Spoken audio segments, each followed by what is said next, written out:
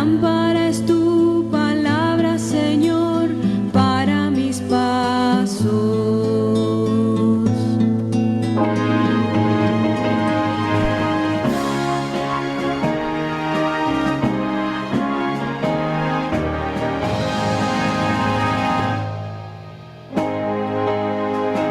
Buenas tardes, queridos hermanos, hermanas oyentes de Radio Anglicana, la radio de la Iglesia. Bienvenidos a su programa La Palabra Hoy. Con nosotros el reverendo Juan María Tellería. Juan María, buenas tardes, ¿cómo estamos? Muy buenas tardes, Noel. Estamos aquí, gracias a Dios, bien. Eso sí, cuidándonos mucho. Ya sabemos los problemas que hay y que tenemos que ser todos muy prudentes. Totalmente, totalmente. Hoy en nuestro programa de La Palabra Hoy continuamos y finalizamos también a la vez con las reflexiones del libro del profeta Daniel. En esta ocasión hablaremos de Daniel deuterocanónico o también de los suplementos griegos del libro de Daniel. En el capítulo 3, los versículos del 24 al 90 serían los primeros suplementos griegos del libro de Daniel, y luego también el capítulo 13 y capítulo 14, que en algunas versiones de las Escrituras estos capítulos no los encontraríamos, pues hoy hablaremos un poco sobre ello. Ya hemos visto lo que se estimaba importante que tuviéramos en cuenta de Daniel, de todo lo referente al libro de Daniel, y hoy pues finalizamos hablando también de esto que nosotros también consideramos importante conocer, esta parte griega del libro del profeta Daniel.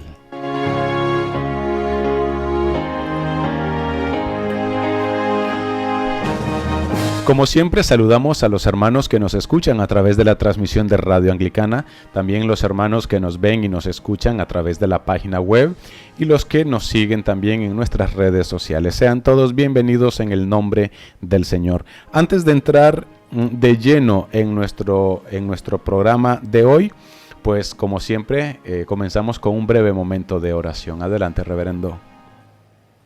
Te damos las gracias, Padre nuestro, porque un día más tú nos concedes el privilegio de poder, a través de este gran medio que es Radio Anglicana, compartir reflexiones breves, reflexiones sencillas para tu pueblo.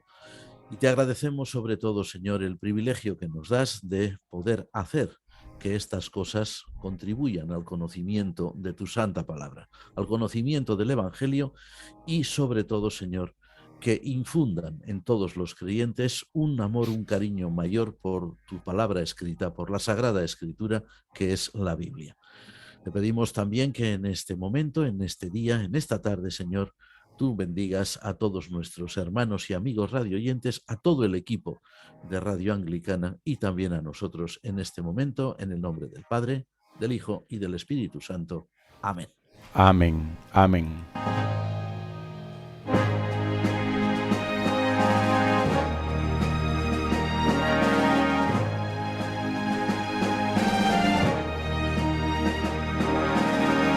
Cuando yo era niño, con 12, 13 años, me compré mi primera Biblia y tuve mi propia Biblia.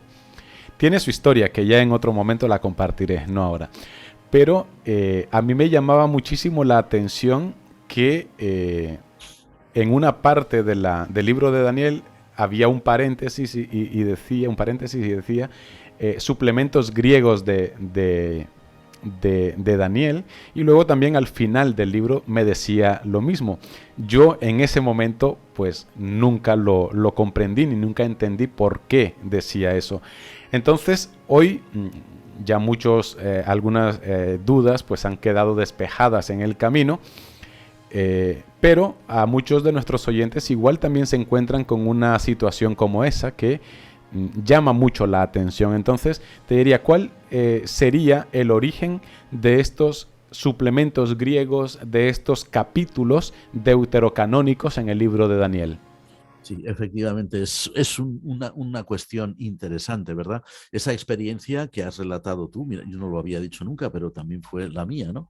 Cuando tuve mi primera Biblia, que era una edición, la versión Nácar Colunga, me llamó mucho la atención que en el libro de Daniel que era un libro que era muy agradable de leer, un libro fácil, no como otros, por el hecho de que su estilo literario es mucho más ágil, mucho más cercano a nosotros, por ejemplo, que los libros de los reyes, pues allí aparecía efectivamente, ponía en aquella edición de la Biblia parte deuterocanónica. Yo decía, bueno, ¿qué deberá ser esto? ¿No? ¿Qué querrá decir? ¿No?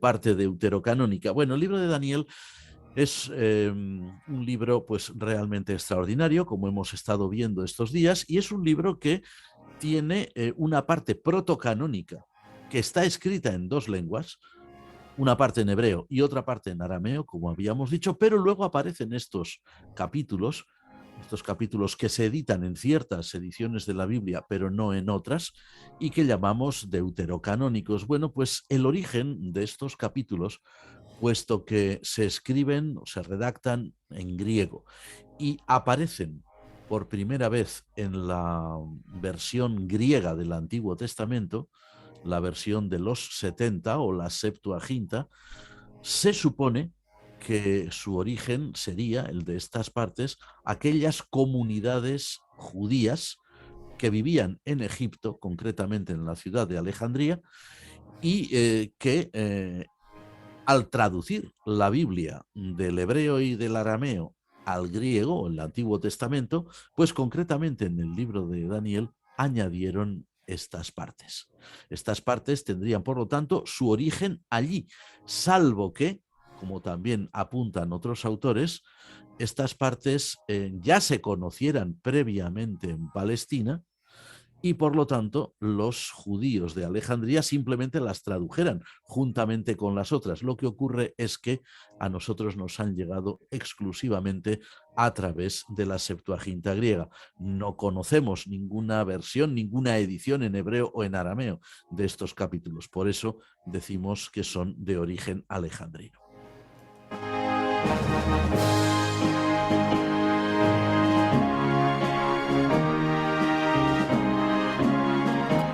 ¿Quién sería, Juan Mari, quién sería el autor de estos añadidos al libro de Daniel? Pues para ser honestos, tenemos que decir que no lo sabemos en absoluto. Es una persona completa, o unas personas, si es que han sido más de uno, completamente desconocido o desconocidos para nosotros. Ahora bien, cuando nosotros leemos el conjunto del libro, es decir, parte proto y deuterocanónica, de alguna forma lo que se llama la ficción literaria, pues daría a entender que estas historias contenidas en estos capítulos pues forman parte de la misma pluma que había narrado todo lo anterior, pero como decimos es una ficción literaria. Ahora, eso sí, el hecho de que sea una ficción literaria no le quita ningún tipo de encanto y por supuesto tampoco le quita valor a su mensaje.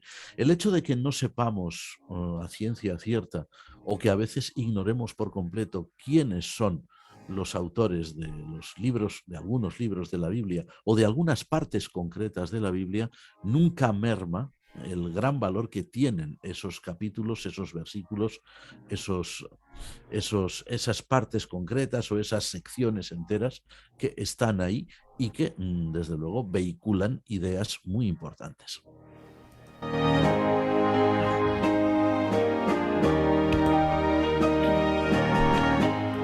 Hablando un poco del contenido, nos preguntan una fiel oyente, los capítulos 13 y 14 del libro de Daniel, es decir, las historias de Susana y de Bel y el dragón, ¿podrían ser narraciones de las intervenciones de Daniel como consejero de algún rey? Bueno, la verdad es que estas narraciones, a ver, el capítulo 13, por ejemplo, el capítulo 13 es una historia extraordinaria, ¿no? Es la historia que normalmente se conoce en medios cristianos como la historia de la casta Susana, ¿verdad? Uh-huh. Es un relato de tonos totalmente sapienciales, ¿eh? Es típicamente oriental, ¿no? El típico relato oriental en el que hay una trama, en la que unos personajes que son malvados intentan arrojar sobre una persona digna, una mujer digna, una honrada madre de familia, la madre judía, que era Susana, intentan arrojar sobre ella el mayor de los descréditos y de las calumnias, ¿no?, que en aquellos tiempos se podían verter. O sea, que la acusaban de haberse visto en el jardín de la casa con un hombre, ¿no? Es curioso que este relato concreto, el capítulo 13 de Daniel, la historia de Susana, nos lo hemos encontrado incluso en algunas ediciones de la obra Las Mil y Una Noches, de estos cuentos orientales. Y es curioso que en la edición en la que lo leímos estaba introducido como un cuento israelita. Es decir, los recopiladores de Las Mil y Una Noches conocieron esta historia, la historia de la casta Susana, de una tradición judía y la ubicaron allí. Hay ciertas tradiciones, respondiendo a lo que nos dice nuestra amiga, hay ciertas tradiciones que indican que este episodio concreto de la vida de Daniel debió tener lugar cuando Daniel era muy joven y acababa de ser llevado a Babilonia. Es decir, cuando era pues un joven príncipe cautivo, como se decía en el capítulo 1 del libro, y lo que intenta decir esa tradición es que ya desde el primer momento en Daniel había un espíritu superior, un espíritu de sabiduría. Incluso antes de que llegara a ser realmente consejero de un rey, esta historia lo que vendría a evidenciar, dicen esas tradiciones, es que en Daniel ya estaba activo el Espíritu de Dios y se dio a conocer en primer lugar entre las propias comunidades judías o aquella comunidad judía de Babilonia. Y luego, más adelante, sería manifestado en las cortes reales. En relación con el otro capítulo, Daniel 14 nos cuenta dos historias muy interesantes, ¿no? Pero estos tienen más sabor, no ya tanto de un relato sapiencial como sería el capítulo 13. Daniel 14, sus rasgos de estilo están mucho más cerca de lo que nosotros llamamos el cuento popular, ¿verdad?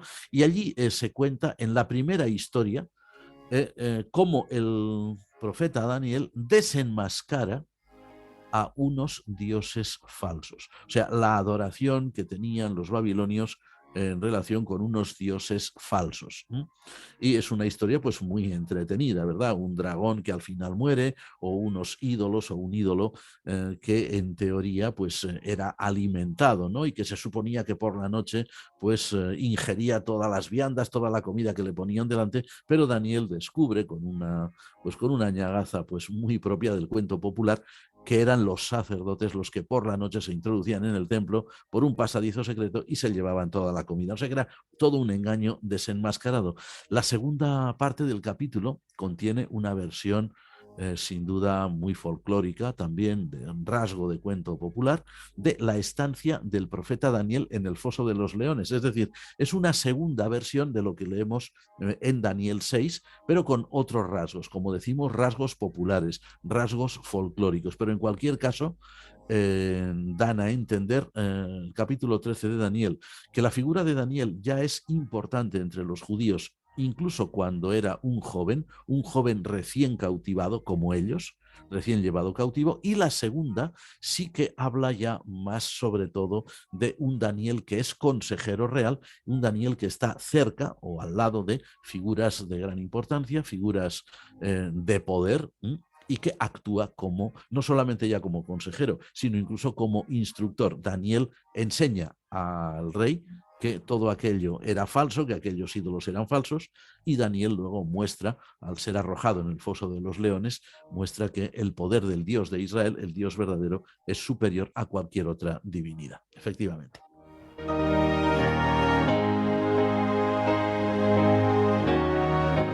Siempre también en este mismo hilo, ¿qué valor pueden tener los versículos añadidos al capítulo 3, Juan Mari? Los versículos que se añaden al capítulo 3 son de un tono completamente diferente al que encontramos en estos capítulos que acabábamos de mencionar, ¿no? Que nos preguntaba esta amiga nuestra, el capítulo 13, la historia de Susana, o el capítulo 14, ¿verdad? Los añadidos al al capítulo 3, en realidad son auténticos salmos. Es decir, son cánticos, por ejemplo, el cántico de los 3 jóvenes en el horno, ¿no? El cántico de Azarías, que lo que vienen a reflejar ahí es una muy profunda espiritualidad del alma judía. Está muy cercanos, ¿no?, a la espiritualidad de los mejores salmos del Salterio. Además, están redactados en un estilo poético, en un estilo que no desmerece para nada, que no tiene nada que envidiar, como diríamos de una forma más coloquial, a otras composiciones poéticas que encontramos en el Antiguo Testamento. A ver, no tiene nada de extraño, por lo tanto, que esta parte concretamente del capítulo 3 de Daniel se utilice todavía hoy en ciertas liturgias cristianas históricas, porque finalmente este añadido deuterocanónico al capítulo 3 es en realidad un cántico o unos cánticos de alabanza a Dios y por lo tanto son de un altísimo valor espiritual. Interesante.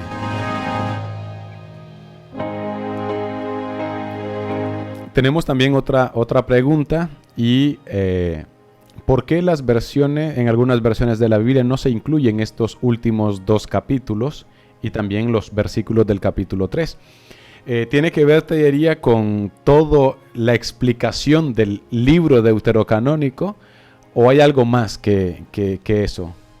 Bueno, vamos a ver, en realidad la exclusión de estos capítulos del libro de Daniel o de las partes añadidas al capítulo 3, así como la exclusión de las ediciones o de ciertas ediciones de la Biblia de otros libros deuterocanónicos también, como son, por ejemplo, los libros de los Macabeos, o es el libro de Tobías, o el libro de la sabiduría, entre otros, ¿no? Bueno, pues todo esto tiene que ver con... Porque este tipo de exclusión, haciendo así un paréntesis, esto es propio de las ediciones protestantes y ediciones evangélicas de la Biblia. O sea, en las Biblias, ediciones católicas, en las ediciones ortodoxas o en las ediciones que hoy se llaman interconfesionales, siempre aparecen. Esto tiene que ver con 2 motivaciones, la exclusión de estas partes, ¿no? 2 motivaciones.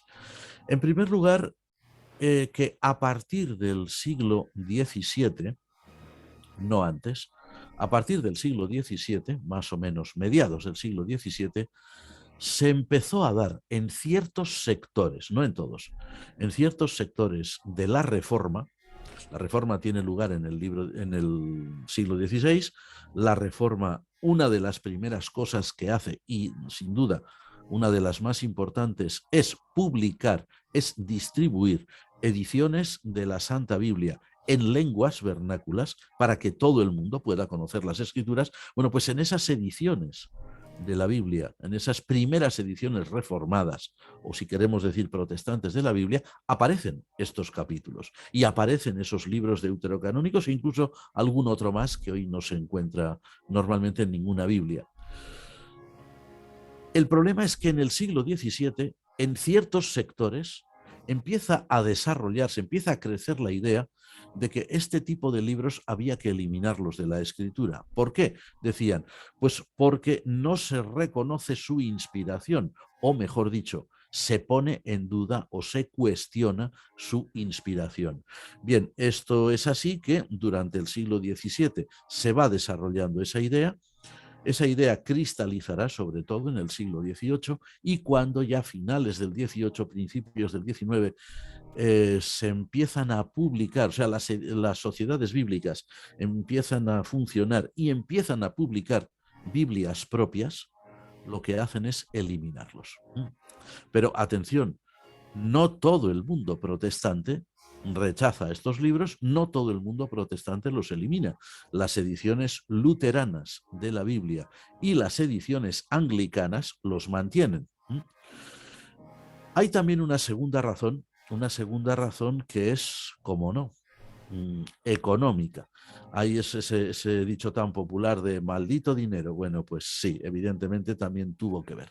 Aparte de ese movimiento en ciertos sectores de algunas iglesias protestantes en contra de la publicación de estos libros, porque se cuestionaba su inspiración, existe también el hecho de que cuando las primeras sociedades bíblicas en Inglaterra empiezan a publicar sus Biblias para abaratar costos, puesto que estos libros, los libros deuterocanónicos, o por ejemplo dentro del libro de Daniel, estos capítulos, bueno, pues ocupan un cierto espacio, aunque no fuera mucho, pero suprimiendo todo este material que esas iglesias condenaban o que esas iglesias luchaban para que se eliminara de las ediciones de las escrituras, las sociedades bíblicas descubren que eliminándolos se abaratan costos. Y entonces, a partir de ahí, a partir de ese momento, surge ese tipo de, entre comillas, Biblia protestante, que únicamente tiene 39 libros en el Antiguo Testamento y faltan también estas partes de Daniel, y por lo tanto, pues es un Antiguo Testamento mucho más reducido y evidentemente más económico para publicar. O sea que son dos las razones que hacen que desaparezcan esa literatura, esos libros y concretamente del libro de Daniel, estas partes que estamos viendo. Por un lado, ese movimiento que desde el siglo XVII, como decimos, no en todas las iglesias, pero sí en algunas, está haciendo pues que estos libros no sean publicados porque dice que no son inspirados, no deben estar en la Biblia, pero luego también al final pues esto pesaba mucho sin duda, pero también el hecho de que las sociedades bíblicas vieron ahí una oportunidad para, eliminándolos, hacer Biblias más económicas y más al alcance de una mayoría de la población. Esta es la razón por la cual no los encontramos en esas Biblias, pero sí los encontramos en otras ediciones.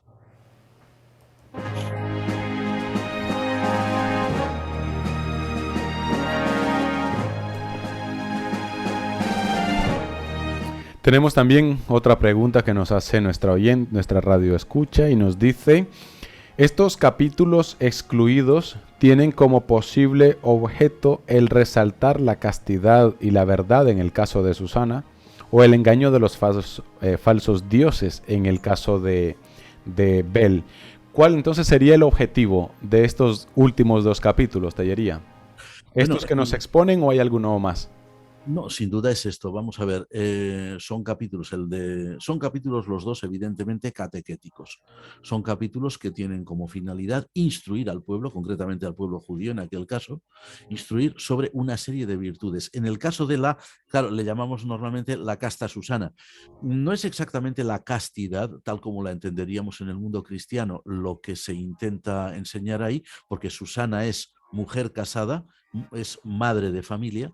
Lo que se intenta enseñar es la importancia de la fidelidad a una serie de valores morales. Susana es una mujer virtuosa, es una mujer fiel, es una mujer que jamás engañaría a su marido, que jamás acarrearía oprobio sobre su casa, y al mismo tiempo, en contrapartida, se intenta enseñar el daño incalculable que puede hacer una calumnia o que puede hacer la maledicencia en contra de la honorabilidad de una persona.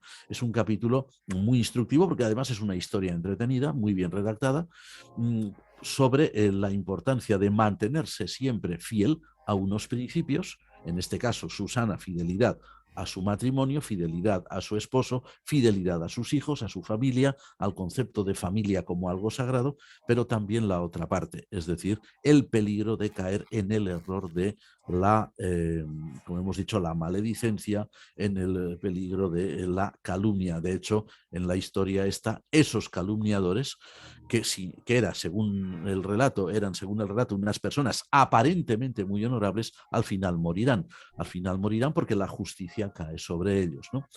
Por otro lado, el capítulo 14 tiene como finalidad catequética evidentísima mostrar que la adoración de dioses que no sean el Dios único y verdadero Dios de Israel es un, es un absurdo. Porque uno de los dioses es un ídolo, es una imagen de piedra que representa a una divinidad, pero que es una divinidad falsa, y todo es un montaje de los sacerdotes para que la gente y el rey crean que es un dios viviente. En el segundo lugar, se trata de una criatura viva. Perdón, el texto dice que es un dragón o una serpiente, como traducen otros, un animal enorme, un animal descomunal, pero finalmente una criatura. Y Daniel lo elimina pues con un procedimiento muy simple, ¿no? Es envenenándolo, ¿no? Haciéndole que trague una serie de bolas, una serie de bolas de pez y de una serie de sustancias que le hacen daño y lo matan, ¿no? O sea, adorar a otros dioses que no sea Dios es adorar quimeras, adorar cosas que en realidad o no existen o simplemente son meras criaturas. Y en la historia de la versión de la historia del Foso de los Leones, una vez más se ensalza la fidelidad de Daniel, que incluso a riesgo de su propia vida, va a ser fiel hasta el final, desenmascarando todas aquellas artimañas, porque él cree únicamente en el Dios de Israel, que es quien lo va a salvar, ¿no? Aunque decimos que es una historia con unos rasgos muy curiosos, incluso rasgos humorísticos propios del cuento popular, pero una historia realmente hermosa. Es decir, como hemos dicho al principio, son capítulos catequéticos, capítulos que instruyen al pueblo de Dios en un momento muy importante de su vida, de su historia, de su trayectoria, como es el siglo II antes de Cristo, la época de la persecución de los greco-sirios, ¿no? De Antíoco Epífanes y toda aquella historia horrible de masacres, de genocidio, de destrucción de ejemplares de las Escrituras, en fin, un periodo de enorme tribulación para el pueblo de Israel. Pues estas historias, lo mismo que el resto del libro, están escritas para transmitir también ánimo. Es decir, de la misma forma que Dios protegió en la antigüedad a figuras destacadas, a figuras fieles, como había sido el joven profeta Daniel, bueno, pues ahora Dios también está con nosotros, mantengámonos fieles, no adoremos a dioses falsos, no perdamos el tiempo con una idolatría que no tiene ningún sentido y seamos fieles aunque nos persigan, aunque nos maten, aunque nos lanzaran a un foso de leones, porque Dios finalmente a su pueblo lo salvará. En este sentido, el valor de estos capítulos es perenne, no solamente para los judíos, sino también para nosotros como cristianos, ¿no? Porque esas virtudes que se enseñan ahí son también las propias de la cultura, de la mentalidad de la civilización cristiana.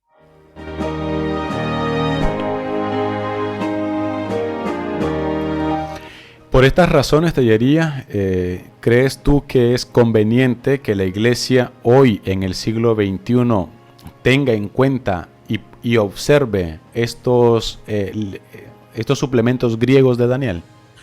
Totalmente. Mira, de hecho, incluso algunas confesiones de la Reforma, como por ejemplo los 39 artículos de la Comunión Anglicana, uno de esos artículos concretamente, cuando describe qué es la Biblia, qué son las Sagradas Escrituras, de cuántos libros está compuesta la Biblia, cuando habla del Antiguo Testamento, habla también de estos libros deuterocanónicos, menciona, si la memoria no nos engaña también, estas partes de Daniel y afirma, como también afirmó Martín Lutero, el reformador en su momento, afirma que la lectura de estos textos es buena, es una lectura recomendada para los creyentes porque es una lectura que ayuda y que contribuye al desarrollo de la espiritualidad. Es decir,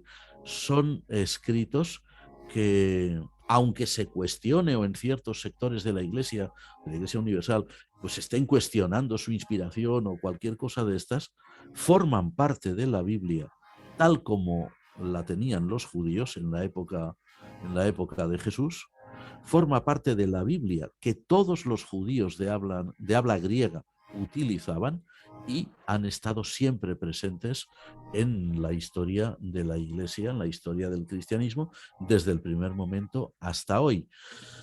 Es muy respetable, evidentemente, la opinión de ciertos sectores protestantes de la Iglesia que los consideran, pues por las razones que ellos quieran dar, no inspirados o de inspiración cuestionable. Es muy respetable su opinión, por supuesto que sí, pero también tiene que serlo la de quienes, basándose en esa tradición que viene ya desde esos siglos anteriores al propio cristianismo, ven que están ahí en las Sagradas Escrituras estos libros y por lo tanto no hay ninguna razón para sacarlos, ¿no? Normalmente las razones que se han dado habitualmente en ciertas instituciones para decir que no debían estar en la Biblia, pues hoy, sinceramente, no son razones válidas, porque eso que se dice de estos libros se podría decir también de otros muchos que están ahí en el Antiguo Testamento y que nadie cuestiona, ¿verdad? Entonces, sería muy de desear que las ediciones protestantes de la Biblia volvieran a imprimirlos como hacían en la Reforma, es decir, que no es hacer nada extraño, ya se hizo al principio. Ahora, por ejemplo, se está hablando mucho, haciendo así un inciso, de la Biblia del Oso, ¿no? La Biblia de Casiodoro de Reina, la primera Biblia completa en lengua española hecha por un protestante. Bueno, pues curiosamente en la Biblia del Oso estos libros están. Es decir, que si hoy en día una versión protestante de la Biblia volviera a editarlos, no estaría haciendo nada extraordinario, estaría simplemente volviendo a sus orígenes. Si no queremos decir, por la razón que sea, por prejuicios que pudiéramos tener, que no se puede afirmar exactamente que sean partes o textos o libros inspirados, lo que nadie puede negar, y así lo reconocen los 39 artículos de la Comunión Anglicana, o así lo reconoció también el reformador Martín Lutero, es que son libros, eso sí, inspiradores. Realmente son textos inspiradores que ayudan a la piedad de los cristianos y que ayudan al desarrollo de una vida espiritual conforme al Evangelio. Es decir, que son una lectura recomendada naturalmente. E incluso hemos tenido la oportunidad de comprobar que en algunos calendarios litúrgicos, ¿no? O en algunos leccionarios que hay en la comunión anglicana, aparecen también partes de estos libros como lecturas que se pueden hacer en el culto público, ¿no? Porque realmente son textos que ayudan